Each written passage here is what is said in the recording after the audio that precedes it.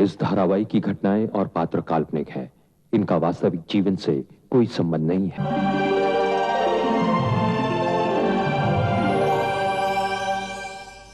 अब आप कैसा महसूस कर रहे हैं चंद्रकांत जी?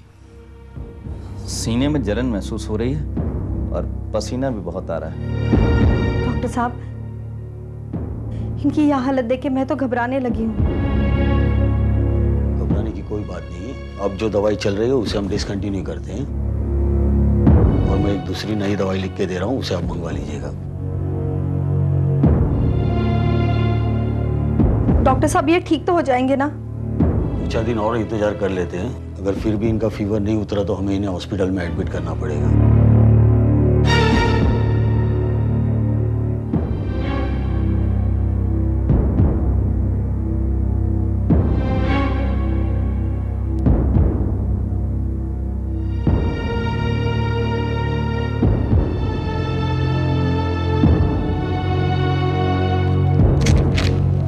ये आप दवाई मंगवा दीजिएगा। ठीक है। ठीक है, तो मैं चलता हूँ। जैसे दवाई आती है इनको दवाई का डोज दे दीजिएगा, इससे इनको काफी रिलीफ मिलेगी। और रात में कोई कॉम्प्लिकेशन आ जाए, इमरजेंसी हो तो मुझे फोन कर दीजिएगा, मैं आ जाऊंगा। ओके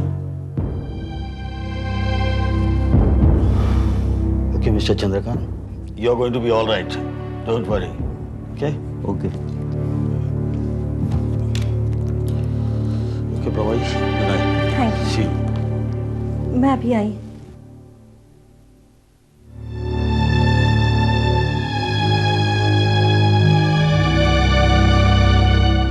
डॉक्टर साहब, वैसे घबराने की तो कोई बात नहीं ना? नहीं नहीं, घबराने की कोई बात नहीं है। इतना ही करना, ये जो मैंने दवाई अभी लिख के दी है वो अर्जेंट अभी मंगा के 1 डोज रात को दे देना, सुबह तक ठीक हो जाएगा। Don't worry. Okay, good night, see you.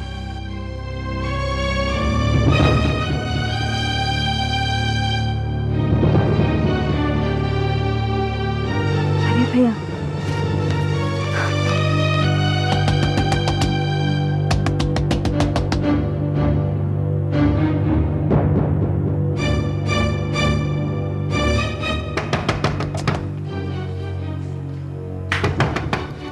क्या बात है, क्यों जगा दिया मुझे? रवि भैया, उनकी तबीयत बहुत ज्यादा खराब है। डॉक्टर भी उन्हें देखने आए थे। तो रात के इस वक्त तुम मुझे ये बताने आई हो कि घर में डॉक्टर आए थे? नहीं नहीं, उन्होंने दवाइयाँ मंगाई थी, वही लानी थी। तो जाओ ना, जाकर ले आओ। मुझे नींद आ रही है, मुझे सोने दो। इतनी रात गए, मैं अकेली कैसे जाऊंगी? इतनी रात को मैं भी नहीं जाऊंगा, प्लीज, मुझे नींद आ रही है, मुझे सोने दो। तरस खाइए ना भैया, आपके सिवा इस घर में मैं और किसे कहूंगी? वो सब मैं कुछ नहीं जानता, मुझे नींद आ रही है और बस मुझे सोना है। मैं आपके आगे हाथ जोड़ती हूँ भैया, मेरी खातिर न सही, अपने भाई के खातिर ही तो चले जाइए। अरे जब एक बार मना कर दिया तो तुम बात मानती क्यों नहीं? और आज की रात अगर दवा नहीं आई तो भैया मर नहीं जाएंगे। रवि, अपने भाई के लिए इस तरह से बात करते हुए तुम्हें शर्म नहीं आती? ऐसा क्या गलत कह दिया मैंने? वो तो हमेशा बीमारी रहते हैं, आज तक कभी ठीक हुए? वो बिल्कुल बेकार हो चुके हैं और उनकी इसी हालत की वजह से घर की सारी जिम्मेदारियां मेरे सर पे आ गई हैं। रवि, उस भाई के लिए तुम इस तरह से बात कर रहे हो जिसने तुम्हारे हर खुशी का ख्याल रखा, अपनी मेहनत की कमाई से तुम्हें पढ़ाया लिखाया, इस लायक बनाया। तो तुम कहना क्या चाहती हो? उन्होंने कोई एहसान नहीं किया मुझ पर, अपने बड़े भाई होने का फर्ज निभाया है बस। और छोटे भाई का फर्ज उसे कौन निभाएगा? देखो, जब मैंने एक बार कह दिया ना तो ना, अब तुम कुछ भी बोलती रहो, मैं यहाँ से हिलने वाला नहीं। इतने पत्थर दिल मत बनो रवि भैया, तरस खाओ। देखो, बेकार में मेरा दिमाग मत खराब करो, सोने दो मुझे, चलो जाओ यहाँ से।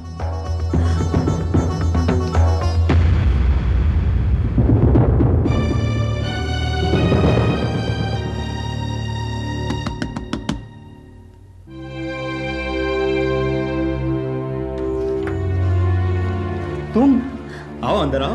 माफ करना, इस वक्त तुम्हें तकलीफ दी। सो गए थे क्या? नींद? सोए हुए तो जमाना बीत गया। मैं इस वक्त यहाँ बहुत जरूरी काम से आई थी, मुझे तुम्हारी मदद चाहिए। तुम बोलो तो सही, तुम्हारे लिए तो जान हाजिर है। इस वक्त ये दवाइयाँ लानी थी, अभी इसी वक्त। बस इतनी सी बात? और कुछ? नहीं, और कुछ नहीं। तुम बोलो ना, अगर तुम कहो तो मैं तुम्हारे लिए आसमान से तारे तोड़कर ला सकता हूँ। प्रेम, इस वक्त छोड़ दो मुझे। अरे रातें गुजरी है तुम्हारी याद में, एक झलक पाने के लिए तरस गया हूँ। और अब तुम यहाँ हो तो तुम कह रही हो मुझे छोड़ दो। कैसे छोड़ दो तुम्हें? प्रेम, उनकी तबीयत ठीक नहीं है। तो यहाँ मेरी तबीयत कहाँ ठिकाने पर है? दिल में चलता है, तड़पता हूँ मैं। प्लीज प्रेम, ऐसी बातें मत करो। ऐसे भी इस घर में मेरी कोई इज्जत नहीं है। अगर किसी ने हमें साथ देख लिया तो क्या? तो क्यों मुझे बदनाम करना चाहते हो? अब तक ऐसे डरती रहोगी तुम? अब ये पत्नी धर्म छोड़ो, बस एक बार, सिर्फ एक बार मेरी इच्छा पूरी कर दो। मैं तुम्हें वादा करता हूँ, जिंदगी के सारे सारे अरमान तुम्हारे पूरे कर दूंगा। प्रेम! प्रेम के प्यार को समझने की कोशिश करो। अगर आज मैं यहां इस मकान में किराए पर रह रहा हूं तो सिर्फ तुम्हारी वजह से, वरना कब का चला गया होता। कहाँ चले जाते? तुम्हें अपने साथ लेकर कहीं भी भाग जाता। प्रेम, मैं एक शादीशुदा औरत हूँ और मेरी तरफ तुम्हारा झुकाव ठीक नहीं है। मैं आज तक किसी के आगे नहीं झुका, पर न जाने तुम में ऐसा कौन सा आकर्षण है कि मैं अपने आप को रोक ही नहीं पाया। तो फिर रोकना होगा, ये सब गलत है। अगर तुम्हें प्यार करना गलत है तो मैं ये गलती बार बार करूंगा। जिंदगी बहुत छोटी है प्रभा, इसे पूरी तरीके से जी लेना चाहिए और किसी तरीके का सवाल नहीं खड़ा करना चाहिए। तुम्हारा दिल नहीं करता कि हम दोनों साथ में कुछ पल बिताएं? इस वक्त मेरे दिल में सिर्फ पति का फर्ज है और मैं उसे पूरे ईमानदारी से निभाना चाहती हूँ। प्लीज ये दवाइयाँ जल्दी लाके दे दो, अभी जाओ। मैं तुम्हारी बात कैसे टाल सकता हूँ, लेकिन एक बात याद रखना प्रभा, मुझे हमेशा तुम्हारा इंतजार रहेगा। मैं ये दवाइयाँ अभी लेकर आता हूँ।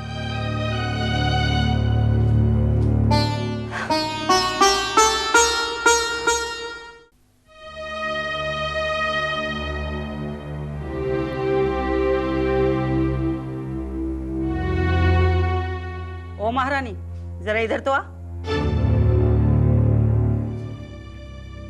कल रात चंद्रकांत की दवा कौन लेकर आया था? मैं तुमसे पूछ रही हूँ, जवाब दो।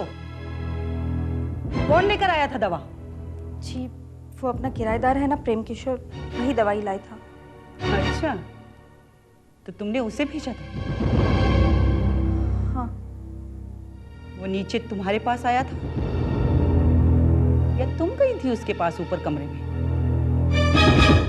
जी, इस सवाल का मतलब क्या हुआ? जो कुछ पूछ रही हूँ उसका जवाब दो। मैं गई थी उसके कमरे में।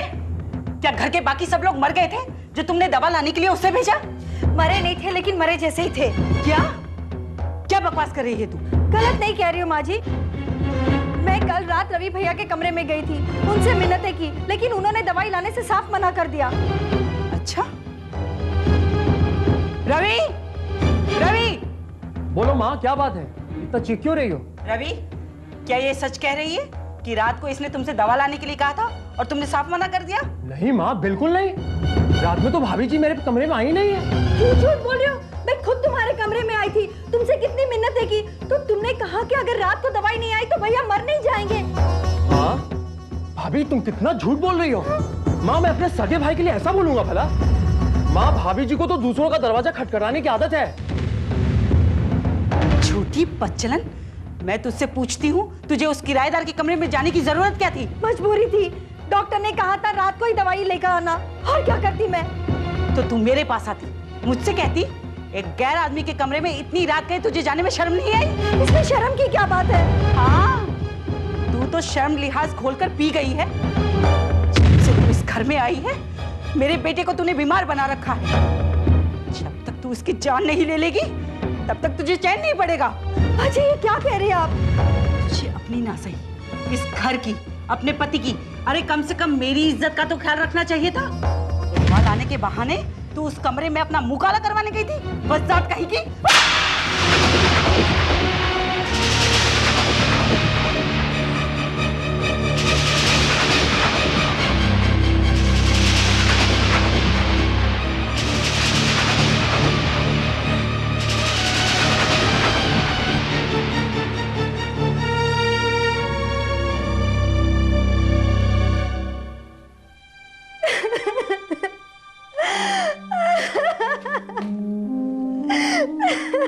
क्या हुआ प्रभा? प्रभा, क्या हुआ? तुम रो क्यों रही हो? अरे क्या हुआ भाई, मुझे बताओ, क्या हुआ? तुम रो क्यों रही हो? अब तो मेरा इस घर में रहना ही मुश्किल कर दिया है उसने। किसने? तुम्हारी माँ ने। और किसने? जब देखो हर बात लेके मेरे पीछे ही पड़ जाती है। आज तो उन्होंने मुझ पे हाथ उठा दिया। लेकिन क्यों? शक कर रही है मुझ पर। कह रही है मेरे उस किराएदार प्रेम किशोर के साथ चक्कर चल रहा है। मैं उसके पास गई थी मुंह काला करने के लिए। लेकिन तुम उसके कमरे में गई क्यों? तुम्हारी खातिर। कल रात को तुम्हारी दवाई मंगवानी थी और तुम्हारे भाई रवि ने तो मना कर दिया। और क्या करती मैं? किसके पास जाती? अरे तो रवि ने मना कर दिया तो तुम्हें उसके कमरे में जाने की क्या जरूरत थी? मुझे अच्छी तरह से मालूम है कि उसकी निगाह तुम्हारे प्रति अच्छी नहीं है। निगाह उसकी गंदी है, लेकिन मेरा ईमान तो साफ है ना। अपनी माँ को समझा दीजिए, मुझसे इस तरह से बात ना करे। अरे मैं उन्हें क्या समझाऊं? बात तो तुमने पैदा की है। आप भी अपनी माँ की तरफदारी कर रहे हैं। मुझ पे विश्वास नहीं है आपको? अरे मैं अब बिस्तर पड़ा हूं, इसका मतलब ये नहीं कि तुम जो चाहो करो और तुम्हें कोई कुछ बोलेगा नहीं। क्या ये तुम कह रहे हो? 30 सालों तक तुम्हारी कमजोरियों पे पर्दा डालती रही, किसी को कुछ नहीं बताया, और आज तुम मुझ पे इल्जाम लगा रहे हो। इतनी रात में तुम्हें किसी गैर मर्द के यहाँ जाने की जरूरत क्या थी? कितनी बार समझाऊं कि जरूरत मेरी नहीं तुम्हारी थी। वाह, अपने कमजोरियों पे पर्दा डालने के लिए तुम मुझे ही बदनाम कर रहे हो। आज शादी को इतने साल बीत गए, मुझे पहले ही दिन पता चल गया था कि तुम मुझे कोई सुख नहीं दे सकते। फिर भी मैं अपना फर्ज निभाती रही। और सुनो, अगर किसी गैर मर्द के पास ही जाना होता ना तो पहले ही चली गई होती। इतने साल इंतजार नहीं करती मैं, समझे तुम?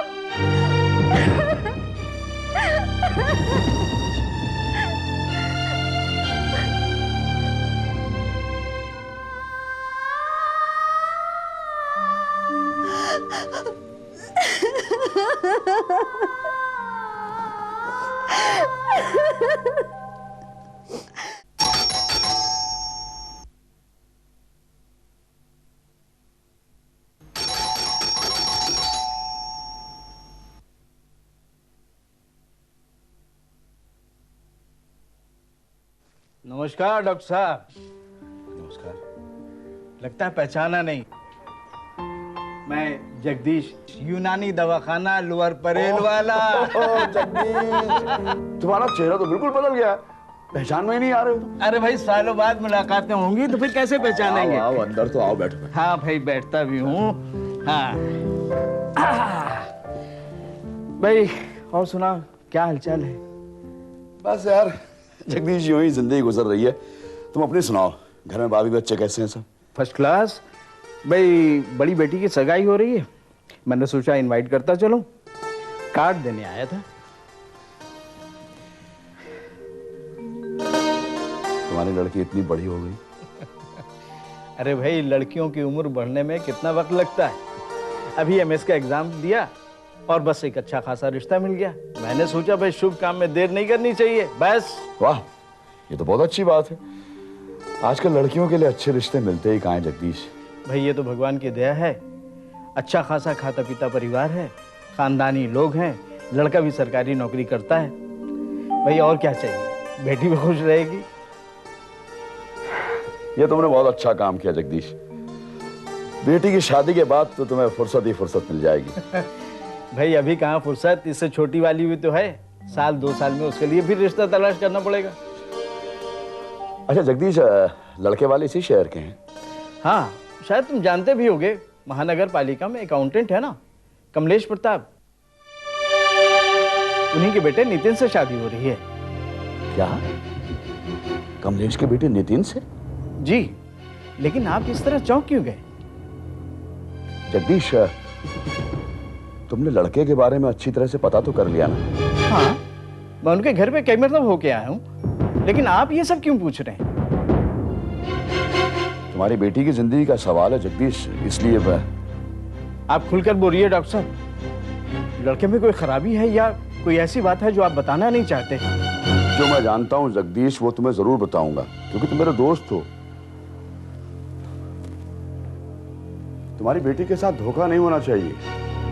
मैं ये बात अच्छी तरह जानता हूं कि उस लड़के नितिन का किसी लड़की के साथ चक्कर चल रहा है। क्या? तो साहब, जरूर आपको कोई गलतफहमी हो रही है। नहीं जगदीश, गलतफहमी की वजह से किसी को बदनाम करने की मेरी आदत नहीं है।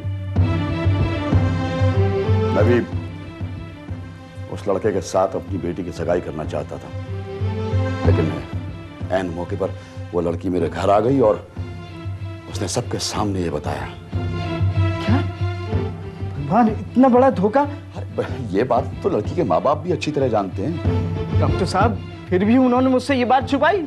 हमेशा यही कहते रहे कि मेरा लड़का हीरा है, उसमें कोई बुराई नहीं है। मैं ऐसे लड़के से अपनी लड़की की सगाई करके उसकी जिंदगी बर्बाद नहीं कर सकता। अच्छा हुआ कि तुमने शादी से पहले मुझे ये सारी बातें बता दी। शुक्रिया डॉक्टर साहब, मैं अभी जाकर ये सगाई तोड़ दूंगा। जगदीश, देखो दोस्त, ये बात मैंने तुम्हें बता जरूर दी है, लेकिन फिर भी तुम्हें अपने तरीके से सच झूठ का पता कर लेना चाहिए। डॉक्टर साहब, आपकी बात पर मुझे पूरा भरोसा है, और जब बात पे पूरा भरोसा है तो मैं जानबूझकर अपनी बेटी को कुएं में क्यों ढकेल दूं? मैं ऐसे लड़के से अपनी बेटी की सगाई हरगिज नहीं करूंगा।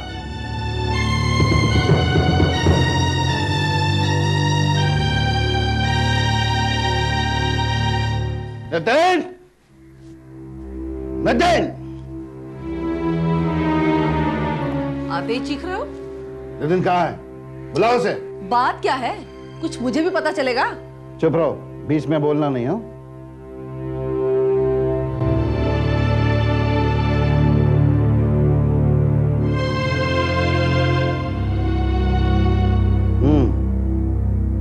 तो सो रहे थे तुम? हाँ पापा, वो पढ़ते पढ़ते नींद आ गई थी। आपने मुझे बुलाया क्या? हाँ, ये जानने के लिए कि और कितनी बदनामी कराओगे तुम हमारी। बदनामी? ये क्या कह रहे हैं आप? जानबूझ के अनजान बनने की कोशिश मत करो। तुम्हारा प्रिया के साथ क्या रिश्ता है?